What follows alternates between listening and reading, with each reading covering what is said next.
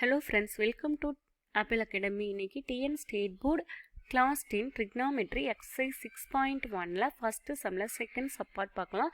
Some என்ன கொடுத்திருக்காங்க அப்படின்னு பார்த்தா tan power 4 theta plus tan square theta equal to secant power 4 theta minus secant square theta அப்படிங்கிறது கொடுத்திருக்காங்க. இதை வந்து நம்ம ப்ரூவ் பண்ணணும்.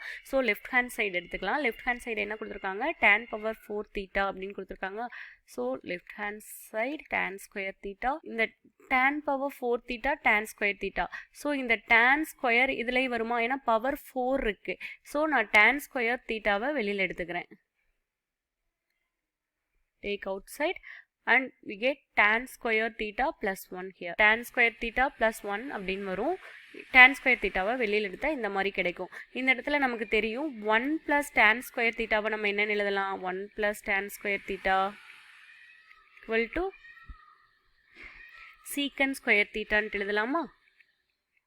ஸோ இதைவே ஆல்ட்ரேட் பண்ணியும் நம்ம எழுதுனா எப்படி எழுதலாம், tan square theta equal to 1 minus secant square theta. So secant square theta minus 1 ன்னு எழுதலாம். ஸோ இந்த ரெண்டையுமே நம்ம இதில் சப்ஸ்டியூட் பண்ண முடியும் இல்லைங்களா. tan square thetaக்கு பதிலாக secant square theta minus 1ஐயும் tan square theta plus 1க்கு பதிலாக secant square thetaவையும் நம்ம சப்ஸ்டியூட் பண்ணலாம்.